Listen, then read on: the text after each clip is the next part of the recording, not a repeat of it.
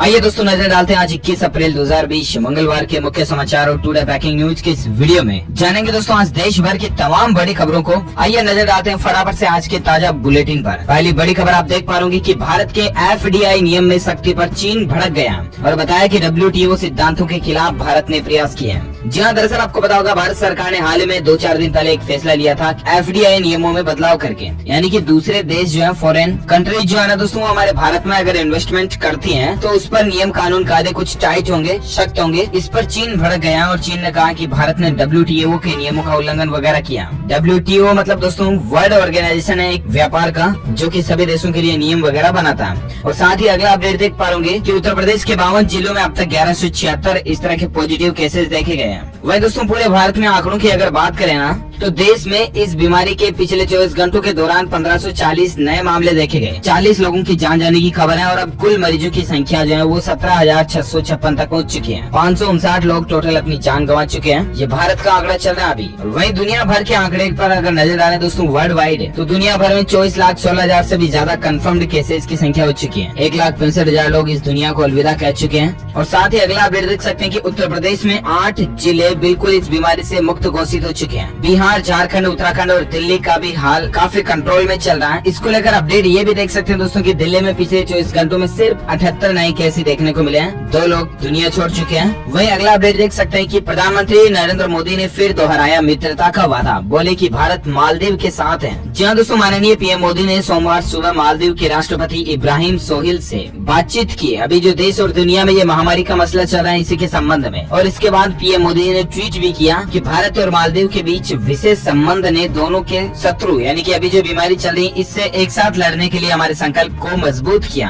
और उन्होंने कहा कि भारत इस चुनौतीपूर्ण समय में अपने करीबी समुद्री पड़ोसी देश और दोस्त के साथ खड़ा है। तो भारत के और मालदीव के बीच रिश्ते काफी अच्छे बन रहे हैं। और साथ ही अगला अपडेट देख सकते हैं कि लॉकडाउन से मजदूरों को राहत मिलने जा रही है। योग्यता के मुताबिक आज से ही काम मिलना शुरू हो जाएगा, लेकिन एक शर्त पर कि बस अपने राज्य जाने की अनुमति नहीं होगी। जी हाँ, आपको बता दें दोस्तों लॉकडाउन में फंसे मजदूरों को सरकार ने बड़ी राहत देते हुए कहा कि वे जहाँ भी है ना वहाँ मजदूरी कर सकते हैं। हालांकि उन्हें अपने गृह राज्य जाने या फिर किसी अन्य राज्य में मूवमेंट करने की इजाजत नहीं होगी। केंद्र सरकार की ओर से संडे को इस तरह का आदेश जारी कर दिया है ताकि मजदूर जहाँ भी हैं वहाँ पर अपनी रोजी रोटी कमा सके। और साथ ही अगला अपडेट देख पा रहे कि खेत में किसानों ने लिखा PM मोदी का नाम। केंद्रीय मंत्री शेखावत ने इसको लेकर एक तस्वीर शेयर की और ये तस्वीर आप देख भी सकते हैं दोस्तों। किसानों का PM मोदी के प्रति प्यार देखिए। लोग बाग फसल काट रहे हैं ना, उस फसल की कटिंग के डिजाइन के द्वारा प्रधानमंत्री जी का नाम लिखा हुआ है। यहाँ पर आप देख सकते हैं। इस तस्वीर को गजेंद्र सिंह शेखावत जी ने शेयर किया और लिखा कि देश के अन्नदाताओं द्वारा PM मोदी जी के प्रति अगाध सम्मान और स्नेह को प्रतिबंधित करते हुए ये तस्वीर है। और साथ ही अगला अपडेट देख सकते हैं। आखिर दोस्तों अमेजोन, फ्लिपकार्ट, ई-कॉमर्स कंपनियां शुरू तो हो चुकी हैं, लेकिन ये कंपनियां मोबाइल, TV, लैपटॉप वगैरह नहीं ऑर्डर करवा सकती, अपने ग्राहकों को सेल नहीं कर सकती ये, ठीक है। अब ऐसे में दोस्तों आखिर ये कंपनियां अभी क्या क्या सामान बेच सकती हैं, तो सरकार ने इसको लेकर एक नया आदेश जारी किया। और अभी इन कंपनियों को सिर्फ फल, सब्जियां, ग्रोसरी आइटम्स, खाने पीने की चीजें, रोजमर्रा में जो काम आने वाली चीजें उन्हीं को बेचने की इजाजत है। चलिए साथ ही अगला अपडेट देख सकते हैं दोस्तों। हाई कोर्ट से विजय माल्या को लगा झटका,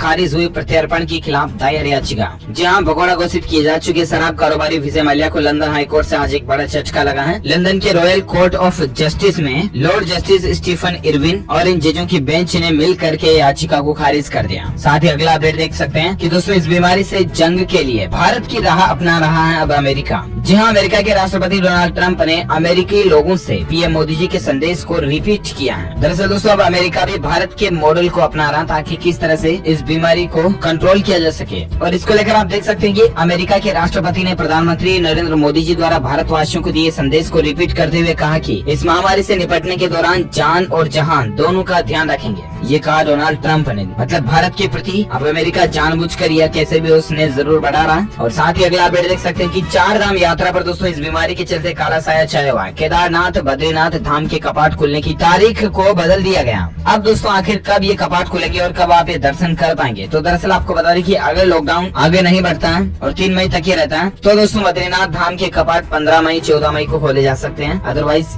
ये तारीख भी और बढ़ा दी जाएगी। साथ ही एक अपडेट ये भी आ रहा दोस्तों की अयोध्या में लॉकडाउन खुलते ही राम मंदिर का निर्माण शुरू हो जाएगा। ट्रस्ट को मिले जन्मभूमि परिसर के दस्तावेज। जी हाँ, उत्तर प्रदेश के अयोध्या में विवादित भूमि के साथ राम जन्मभूमि अधिग्रहित परिसर पर मालिकाना हक के लिए मंडल आयुक्त ने राम जन्मभूमि तीर्थ क्षेत्र ट्रस्ट को दस्तावेज वगैरह सौंप दिए। और दोस्तों जैसे लॉकडाउन हटता है राम मंदिर का निर्माण भी वापस शुरू हो जाएगा। ये अच्छी बात है राम भक्तों के लिए। और साथ ही अगला अपडेट देख पा रहे कि 3 राज्यों में राहत नहीं है। तेलंगाना में लॉकडाउन को 7 मई तक बढ़ा दिया गया। पंजाब और दिल्ली में भी फिलहाल कोई छूट नहीं मिली। जी हाँ, तो दरअसल बात कुछ यूँ कि आपको पता होगा कई राज्यों में 20 अप्रैल के बाद से कुछ चीजों में छूट दी गई, राइट। लेकिन पंजाब, दिल्ली और तेलंगाना 3 ऐसे राज्य ना जहाँ पर किसी भी तरह की ढील नहीं दी गई है। क्योंकि एक तो कारण ये दोस्तों कि यहाँ पर मामले बहुत ज्यादा बढ़ रहे हैं और इसके अलावा भी तेलंगाना सरकार ने तो ये भी फैसला ले लिया है कि लॉकडाउन को 7 मई तक बढ़ा दिया। जबकि पीएम मोदी गवर्नमेंट की तरफ से ऑफिशियली 3 मई तक लॉकडाउन का ऐलान है। लेकिन पर्टिकुलर तेलंगाना राज्य में यहाँ के मुख्यमंत्री चंद्रशेखर राव ने लॉकडाउन को 7 मई तक बढ़ाने का प्रस्ताव रखा है, जिसे मंत्रिमंडल ने पास भी कर दिया। तो अब कुल मिलाकर के तेलंगाना में लॉकडाउन 7 मई तक लागू रहेगा। और साथ ही अगला अपडेट देख सकते हैं कि आईसीआईसीआई बैंक ने अपने ग्राहकों को तोहफा दिया, शुरू की नई सर्विस जिसके जरिए दोस्तों बिना फोन को छुए बोल करके आप बैंक से जुड़े सारे काम कर पाएंगे। जी हाँ, तो दरअसल आपको बता दें दोस्तों आईसीआईसीआई बैंक ने आज एक नई सर्विस शुरू की है अपने ग्राहकों के लिए, जो अभी तक शायद कोई भी और बैंक नहीं दे रहा। इस फैसिलिटी के जरिए आप अपने फोन को बिना छुए ही सिर्फ बोल करके बैंकिंग ट्रांजेक्शन कर पाएंगे। और इसके लिए दोस्तों आईसीआईसीआई बैंक ने अपने आर्टिफिशियल इंटेलिजेंस यानी कि एआई से संचालित मल्टी चैनल चैटबॉट को, जिसका नाम है आईपीएल, इसको दुनिया के 2 सबसे लोकप्रिय वॉइस असिस्टेंट एप्लीकेशन आपको पता होगा अमेजॉन एलेक्सा और गूगल असिस्टेंट, इन दोनों के साथ में लिंक कर दिया यानी कि जोड़ दिया। और अब आईसीआईसीआई बैंक के ग्राहक इस ऐप के जरिए से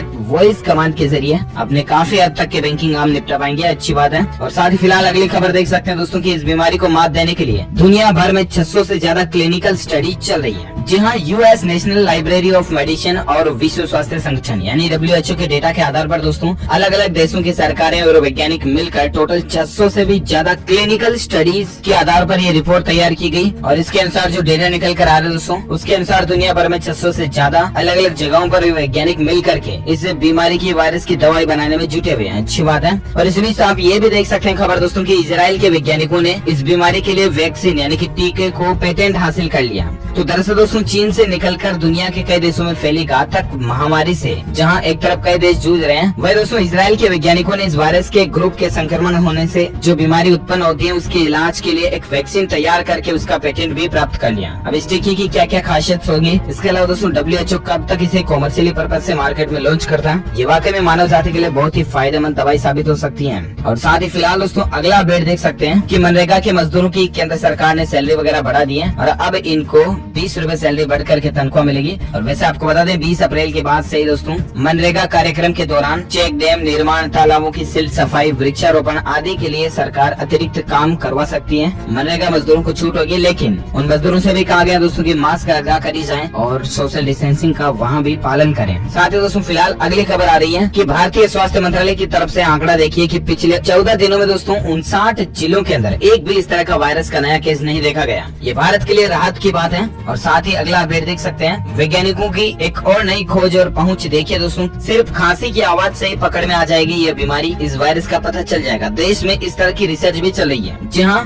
भारतीय वैज्ञानिकों के लिए बड़े ही गौरव की बात है दोस्तों सभी भारतीयों के लिए, क्योंकि हमारे भारत के साइंटिस्ट इस तरह का टेक्नोलॉजी सिस्टम डेवलप कर रहे हैं जिससे आदमी के खांसने मात्र से पता लगाया जा सकेगा कि कोई आदमी इस बीमारी से संक्रमित है या नहीं। देखते हैं आखिर ये कब तक टेक्नोलॉजी हमारे सामने आती है। फिलहाल अगला अपडेट देख सकते हैं मुकेश अंबानी जी की तरफ से रिलायंस और ऑर्गेनाइजेशन की ओर से एक नया अभियान शुरू किया गया, मिशन अन्न सेवा अभियान, खाद्य सुरक्षा अभियान के तहत, जिसमें दोस्तों देश भर में रिलायंस की ओर से 3 करोड़ थालियां परोसने का लक्ष्य है। 3 करोड़ लोगों को भोजन मुहैया कराने वाला ये मिशन है, मिशन अन्न सेवा। ये अच्छी बात है। और साथ ही अगला अपडेट देख पा रहे हाई अलर्ट है अमेरिका में दोस्तों, इस वायरस के बीच एक और नया संकट आ गया। जी हाँ, आपको बता दें अब अमेरिका में प्रकृति भी अपना कहर बरपाना शुरू कर रही है। दरअसल दोस्तों अमेरिका के अंदर टोर्नेडो तूफान ने कई शहरों में भारी तबाही तो मचाई है। इसके अलावा 30 से ज्यादा लोगों की जान भी इस तूफान के चलते चली गई, सैकड़ों इमारतें गिर गई। और उसके बाद भी अमेरिका के मौसम विभाग का ये कहना है कि अगले कुछ घंटों में ये वापस तूफान आ सकता है। अमेरिका की हालत देखिए दोस्तों, जहाँ एक तरफ ऑलरेडी बीमारी से अमेरिका ग्रसित है और अभी इस तूफान से और ज्यादा परेशानी आ रही है। और साथ ही अगला अपडेट देख सकते हैं कि एप्पल फैंस के लिए बुरी खबर है। भारत में आप एप्पल के इस स्मार्टफोन मॉडल को नहीं खरीद पाओगे। तो दरअसल दोस्तों एप्पल आईफोन 8 को अब आप नहीं खरीद सकते क्योंकि इस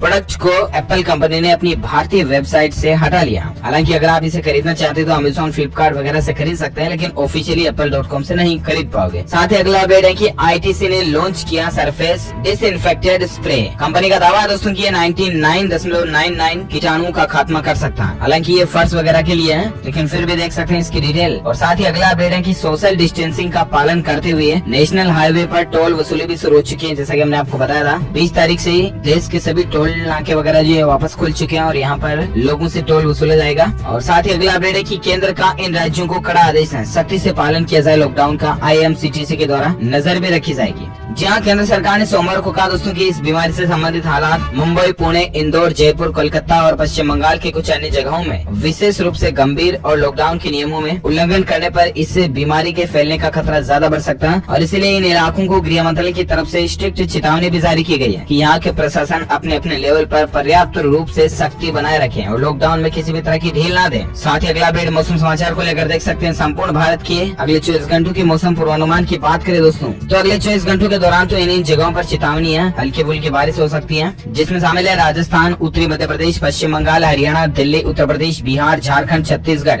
इसके अलावा तटीय आंध्र प्रदेश, तेलंगाना और केरल की कुछ जगहों पर हल्की से मध्यम प्री मानसून बारिश हो सकती है, यानी कि मानसून के पहले की बारिश हो सकती है। अच्छा, इसके अलावा दोस्तों मौसम विभाग की तरफ से अगले एक सप्ताह का मौसम पूर्वानुमान भी जारी किया गया, तो वो भी जान लीजिए फटाफट से। 21, फिर 23 अप्रैल, फिर 24-26 अप्रैल, इस दरमियान किन किन राज्यों में बारिश हो सकती है? तो तेलंगाना, आंध्र प्रदेश हो गया। इसके अलावा उत्तर प्रदेश में भी फिर से हल्की बारिश और आंधी चलने की संभावना है। छत्तीसगढ़, मराठवाड़ा वगैरह, महाराष्ट्र, इन इलाकों में भी छिटपुट बारिश हो सकती है। तो दोस्तों मौसम विभाग ने इन राज्यों में 5 दिनों तक अलर्ट जारी किया है। उसमें कौन कौन से राज्य शामिल है? तो देख सकते हैं कि असम, मेघालय, पश्चिम बंगाल, अरुणाचल प्रदेश, नागालैंड, मणिपुर, मिजोरम, त्रिपुरा में अलग अलग जगहों पर भारी बारिश की तो संभावना है ही। इसके अलावा तेज आंधी की चेतावनी भी है, जिसमें शामिल है दोस्तों झारखंड, तेलंगाना, उड़ीसा, बिहार, दक्षिण आंतरिक कर्नाटक। इन इलाकों में 50 से 60 किलोमीटर प्रति घंटे की रफ्तार से तेज आंधी की हवाएं चल सकती है। और साथ ही अगले अपडेट में बात करें दोस्तों आज के सराफा बाजार में सोने चांदी के रेट की, तो सोने के दामों में गिरावट देखने को मिली है। लगातार तीसरी बार सोने के दाम कम हुए। आज सोने में तकरीबन दोस्तों 169 रूपए की गिरावट के साथ सोना 45,745 रूपए प्रति 10 ग्राम पर पहुंच गया। वहीं चांदी के दामों में उछाल देखने को मिला। अंतर्राष्ट्रीय मार्केट में भी चांदी में बढ़ोतरी देखने को मिली और उसी के चलते भारतीय बाजारों में भी चांदी की कीमतों में बढ़ोतरी हुई है। ओके दोस्तों, तो इसी के साथ ही आज की बड़ी खबरें, मुख्य समाचार, टुडे ब्रेकिंग न्यूज का वीडियो यही फिनिश होता। Thank you, take care, goodbye, जय हिंद, जय भारत, वंदे मातरम।